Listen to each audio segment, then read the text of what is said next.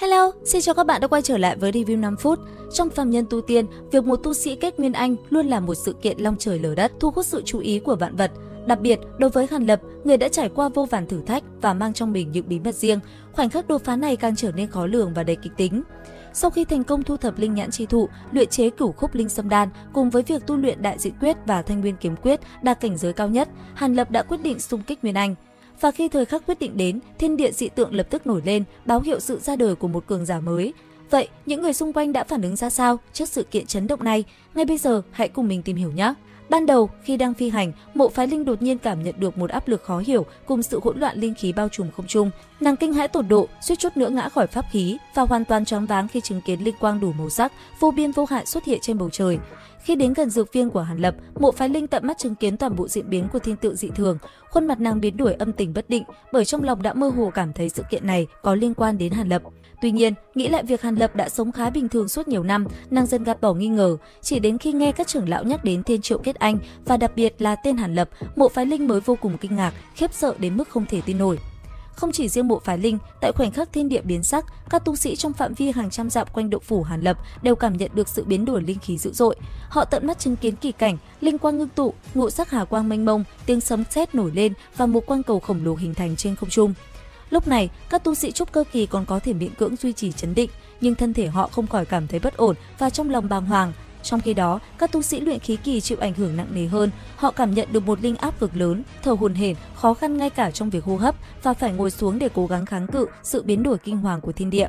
Khi linh quang cầu chui vào sơn thạch và một quang ảnh hình người khổng lồ hiện lên, đám tu sĩ này càng kinh hãi đảm chiến, âm thầm kêu khổ không ngừng. Áp lực từ quang ảnh quá lớn khiến nhiều người phải quỳ gối, toàn thân run rẩy. Dù không hiểu rõ ý nghĩa của hiện tượng này, họ chỉ có thể mơ hồ đoán và cảm thấy một sự hưng phấn khó kiềm chế. Về phía các vị trưởng lão kết đan kỳ của Lạc Vân Tông như Tống Ngọc hay Phong chủ Các Phong cũng nhanh chóng cảm ứng được linh khí dị biến và lập tức đến hiện trường với vẻ mặt nghiêm trọng. Tất cả đều bày tỏ sự nghi ngờ về danh tính người kết anh, bởi Phùng Sư Điệt của họ chưa đạt tới cảnh giới giả anh, còn Hồ Gian Tế thì tu vi đã bị phế. Khi Hồng Sam lão giả bất ngờ nhắc đến tên Hàn Lập, một đệ tử ngoại môn từng lọt top 10 ở thi kiếm đại hội, các tu sĩ kết đan đều tỏ ra kỳ lạ và hoài nghi.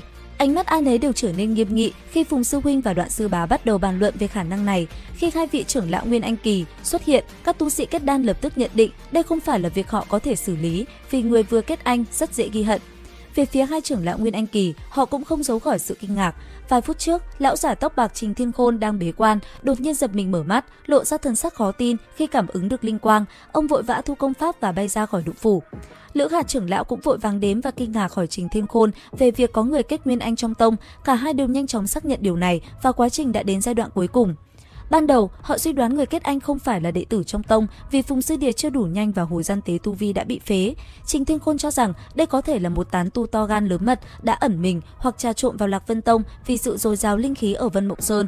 Ông cũng lưu ý rằng việc người này kết anh mà không có người hộ pháp là điều rất bất thường. Tiếp theo, khi bàn về cách đối phó, Lữ trưởng lão ban đầu có chút không cam lòng, tỏ ý muốn can thiệp.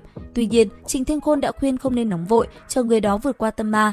Ông nhấn mạnh tầm quan trọng của việc không đắc tội người vừa kết anh, đặc biệt nếu đó là tán tu, vì họ thường có thần thông không nhỏ, dễ ghi hận và ít cố kỵ hơn tu sĩ trong môn. Thậm chí, Trình Thiên Khôn còn đề xuất việc lôi kéo người này vào Lạc Vân Tông, coi đây là một may mắn lớn cho tông môn. Không lâu sau, cả hai đã đến động phủ của Hàn Lập và gặp mặt hắn. Hai trưởng lão đều cảm thấy xấu hổ vì không hề hay biết về sự tồn tại của động phủ với cấm chế lợi hại như vậy. Đến lúc này, Trình Thiên Khôn mới nở nụ cười, tỏ vẻ không để bụng.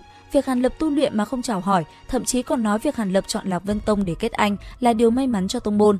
Kế đến, họ bắt đầu thăm dò thân phận và tuổi tác của Hàn Lập. Khi Hàn lão ma nửa thật nửa giả khai rằng mình là tán tu đến từ Việt Quốc và chỉ tu luyện hơn 200 năm nhờ đã dùng định nhan đan, cả hai trưởng lão đều vô cùng kinh ngạc tột độ. Trình trưởng lão thậm chí còn thở dài, lộ ra vẻ hâm mộ.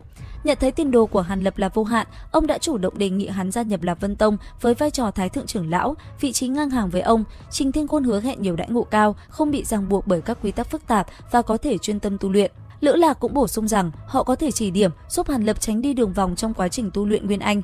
Hàn Lập chăm chú lắng nghe và tuy không từ chối thẳng thừng, nhưng hắn đã xin 3 ngày để suy nghĩ vì đây là một quyết định trọng đại. Hai trưởng lão đều đồng ý và cam kết sẽ biến khu vực quanh động phủ của Hàn Lập thành cấm khu để không ai quấy rầy hắn trong thời gian này. Như vậy, việc Hàn Lập kết Nguyên Anh đã tạo ra một làn sóng chấn động mạnh mẽ, không chỉ trong Lạc Vân Tông mà còn hứa hẹn những biến đổi lớn trong cục diện của Vân Mộng Sơn và thậm chí cả Thiên Nam trong thời gian sắp tới. Liệu rằng hành trình tiếp theo của Hàn Lập sẽ diễn ra như thế nào? Ấn đăng ký kênh YouTube Review 5 phút để biết thêm chi tiết nhé. Bây giờ thì xin chào và hẹn gặp lại các bạn.